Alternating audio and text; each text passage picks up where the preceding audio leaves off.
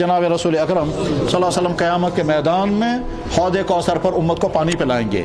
और बहुत अलमिया हम सब का ये है, हम सब का, कि हम क़यामत के मंजर को बोल तो देते हैं लेकिन उसको महसूस नहीं करते। उस दिन पहुंचना यकीनी है। उस दिन अगर पानी होगा तो सिर्फ हुजूर के कब्जे में होगा और उसका नाम है हौद कौसर। उसके अलावा वो पानी मिलने वाला और कहीं नहीं है। और वो हौज़ कौसर ऐसा पानी कि जिसने एक मरतबा उसमें से पानी पिया फिर जन्नत में दाखिले तक उसको प्यास नहीं लगेगी।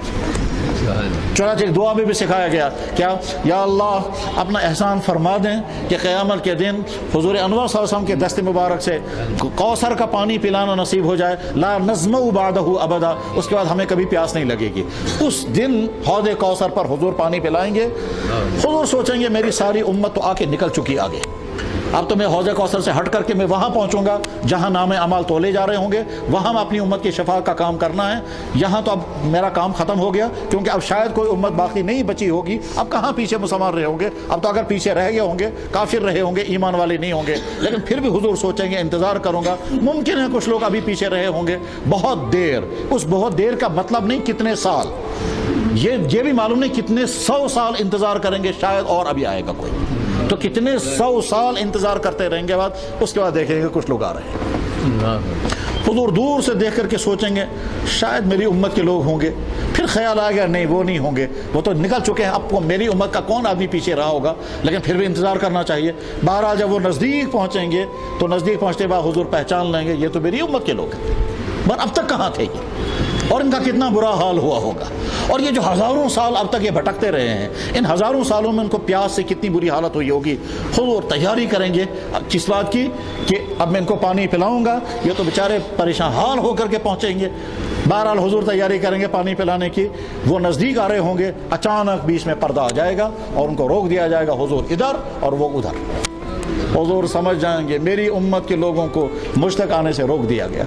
उस वक्त अर्ज़ करेंगे बारे इलाहा, ये तो मेरे उम्मत के लोग थे, इन्नहुम उसहाबी, या अल्लाह मेरी उम्मत के लोग थे। तो अल्लाह ताला फरमाएंगे अतदरी मा अहदसू बादका, आपको पता है इनकी ज़िंदगी कैसी गुजरती थी, आपको मालूम है आपके बाद इन्होंने क्या क्या किया है। तो हुजूर समझ जाएंगे कि गोया इनकी ज़िंदगी मेरे रास्ते पर नहीं थी, ये किसी और तरह से ज़िंदगी गुजारते थे। यानी उनके यहाँ ना इबादत थी जो मैंने की, उनके यहाँ ना था वैसा जैसे मैंने बताया, उनकी ज़िंदगी में वो सारे काम नहीं पाए गए जो मैंने बताए थे, उनकी ज़िंदगी में वो सारे काम पाए गए होंगे जिनको मैंने मना किया था। उसके बाद हुजूर के कल्बे मुबारक, जिसको कुरान ने कहा रऊफुर रहीम, जिनके बारे में हुजूर ने फरमाया शफकत करने वाले और जिनकी शफकतों का वालम है, उस दिल मुबारक को इतना दुख होगा, इतना गम होगा, इतना गुस्सा आएगा। उस गुस्से में और दुख में आपने फरमाएंगे सुहकन सुहकन लिमन गय्यर दीनी, बर्बाद हो जाएं ये लोग, बर्बाद हो जाएं, तबाह हो जाएं ये लोग जिन्होंने मेरे दीन से हटकर ज़िंदगी गुजारी थी। तो मेरे भाइयों, हमें सोचना है हम किस रुख पर ज़िंदगी गुजार रहे हैं। इसलिए अहद करना चाहिए। अल्लाह ने अगर हमको अपने नबी की उम्मत में पैदा फरमाया और बहुत बड़ा एहसान फरमाया, तो अब नबी के साथ हमारा ताल्लुक़ ईमान का ताल्लुक़ है, उनके साथ हमारा ताल्लुक़ ईमानी रिश्ते का ताल्लुक़ है। वो हमारे नबी हैं और शफ़क़त करने वाले, और उससे बड़ा शफ़क़त करने वाला इस कायनात में इंसान का कोई नहीं।